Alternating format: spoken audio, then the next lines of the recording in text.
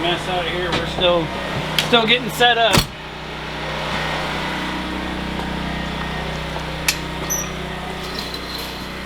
Like she said, we switched yesterday from hauling in jugs of water to actually having water to the trailer. So, but we have 2 acres, and most of it is up the hill, and about a third of it is this side of the road here. And the guy we're buying it from is actually a engineer, and so he's engineering the septic system and gonna put it in for us. So there's holes down here dug for that. And if you were to go through like a list of some really big things that just pop right out for you that have improved, what would you say those are? Just go through it like a list. We have a place for one. We have cell phone service. We have trailers trailers that barely leak. Like this one, like we've got tarps on them. This one needs a little bit of repair, but the other trailers were really dilapidated. As of yesterday, we have running water. It's only ice cold and there's no pressure. But instead, like for the last, I don't know, 3 weeks that we've been here, we've had to like take big jugs and go fill them up at the corner of the property where we have the water and then bring them back here. So I've been filling up on myself with my injured hand, just me. Like they do a bunch as well, but I usually end up bringing about 12 jugs and filling them all by myself. And so as of last night, we have running water. You found a worm! But yeah, we've got Bryson's trailer here, and my dad gave him that, and the inside's already started, but it's gonna be a tiny house. There's cedar and stuff for it and everything already, and so it'll look a lot nicer there. And the biggest thing for me is just literally the I don't have to stress going home. You know, at the other place, I was stressed about everything all the time, but even going home was stressful because I wasn't supposed to be there. Yeah. Not at all a high priority, but eventually, kind of like eventually we'd like to actually build out here. Yeah. Eventually, we'd like to take out the trees for part of this and actually level it out and be able to utilize a lot more of the property. Except I want to keep that and make it into a bench, that tree right there. It's very shell silver Steve. I do like it. Yeah, this is my truck that came with our trailer. Came with the trailer? Yeah, it's because it was a 5th wheel. The guy I bought it from actually used to work for Funtastic Carnivals. So I told him, I was like, you know, pretty excited to be buying something from a carny and staying in circus life, basically. Our property extends up to just past the crest of the hill up here. And then over this way, there's a pathway cut, but we sort of ran out of money for logging stuff down, so we haven't gotten any farther with this. Right when we had found the property before this and thought, you know, we had things figured out, we took a leap and I rented a shop downtown Shelton. A friend of ours was running a business there and closed it to move out of town. We found out how cheap it was and how big it was, and it was cheaper than my storages, so we rented it, put all the stuff from storage in there, and once we have power here and are off John's Prairie, my next step is sorting all that stuff out because I'm opening a thrift store to get rid of most of it and to continue to. I've already rented some costumes out of it and stuff like that. Come on in. What?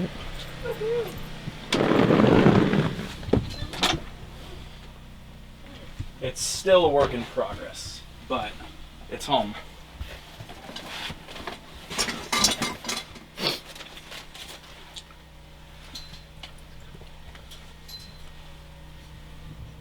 My bedroom's quite messy right now, but if you'd like to get a shot of where I sleep, I get my own private room now.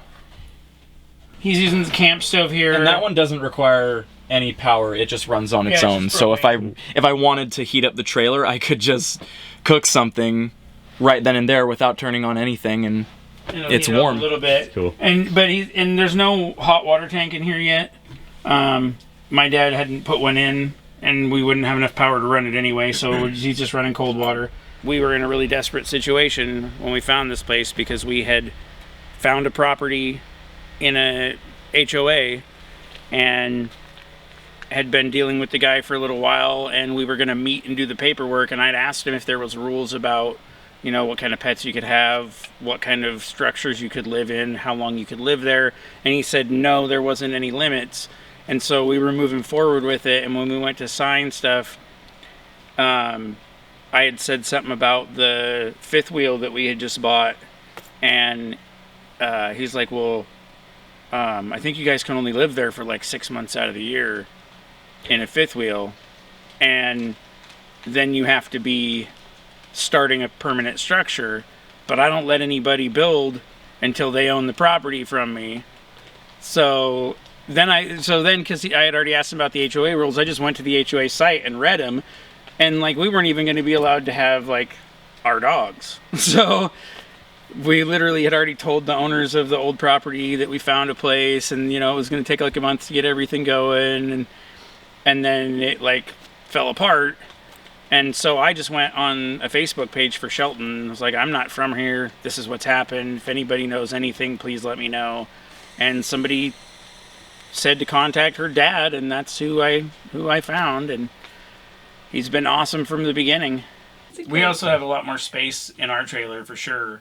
Our trailer that we were in before would fit in the kitchen and living room of this. I can and cook pop indoors. outs in this. Yeah. I can cook indoors. Before we had Mikey, thank you so much for providing the cook stove. But we had to go outside in the cold to cook on a propane burner, and so now we've upgraded. We don't have the oven inside, but we do have the propane that works in here, and so we can actually cook on the stovetop. So I've been able to return to a full vegan diet, and I've been able to like make spaghetti and stroganoff, and we're just meals that aren't made in the microwave is a wonderful thing. Oh my gosh, and our fridge doesn't work because we don't have power, so like we have to take a bunch of ice packs to our shop that's about 45 minutes away, freeze them in the freezer there, and then bring them back here so that our ice box stays cold, and so we have to do that every other day, usually switch all the ice packs and stuff, so it's still like transitional and rough, but it is such a huge improvement for what we can eat and just the ability to make food and not have to be cold or dirty. Once I find a wash machine that will fit in here,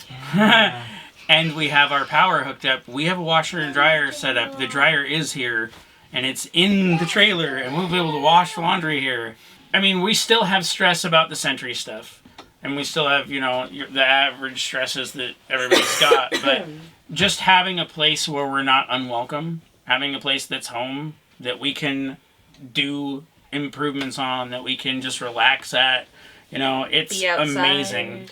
We are still hauling stuff up here from Sentry, and they were being pretty good at first about everything, but there was some internal company issues. Some people got fired, and because of that they got really aggressive towards us. We didn't have anything to do with that, but they had Bryson's car impounded. They've made threats like daily in text message about the stuff. So our main goal since we've been here is sort of setting the property up, sort of pulling everything off of the Sentry's property, and in between those two things trying to keep gas money coming in so we can keep doing it. Bryson's car was towed from that property? Yeah, they actually towed it the day before they even gave us a 3-day like ultimatum to get stuff off. They'd already towed it. It sounds like the cost of getting it out of the impound increases over time? Yeah, it's $48 a day. And the day we found out about it, because of the cost of the tow and impound, it was already at $300. And now it's at $1,100? Yep. Wow. I have jobs waiting for me and the contract work and upcoming stuff in circus work. And, you know, we made that leap, and as soon as we're situated here, I'm opening a thrift store downtown, so we have a business starting in that regards. And we've moved forward. Essentially, part of setting up here has been setting up the animal rescue. We're going to keep it small because we did get a little overwhelmed this last time with kittens. There's so many, but we're going to continue to do that. So one of the biggest things is, you know, winter's almost here, and so we really need to get the power and the water and the septic stuff taken care of, because it's going to be really difficult to survive up here if we don't. Just with the power, you know, it's $200 for the application $250 for the material, which the owner owns already. We're gonna buy from him, and around $800 to get an electrician to come out and do it. And you know, there's a waiting period. So the faster we get started, the faster we're gonna have power.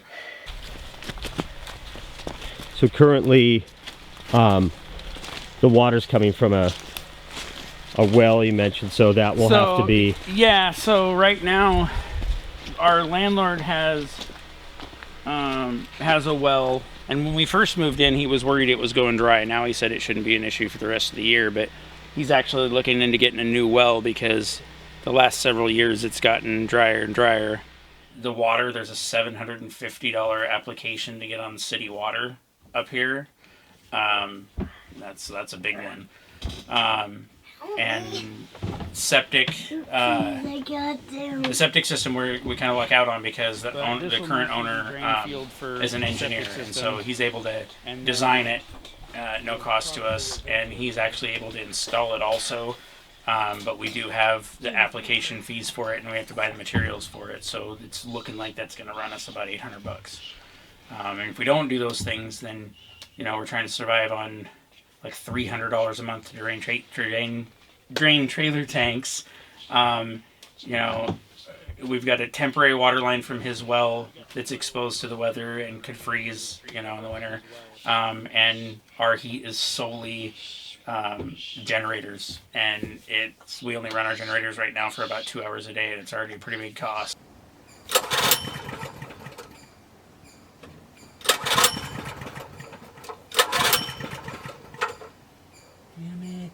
It's crucial that we're able to keep it warm in here. We've been running the generator about 1 hour in the morning when we wake up and 1 hour at night before we go to bed, just to turn on the heaters and try and not be so cold. We will have to run them non-stop if it snows here. Well, I mean...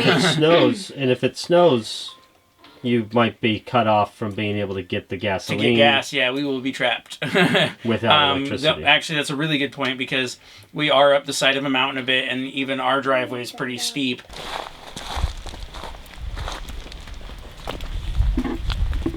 So when we found this place, there was another guy who had been pulling stumps and doing dirt work, and he had it set up a little bit differently than what we have now. We had to get an excavator to come in and fix some things so we could even get the trailers up there.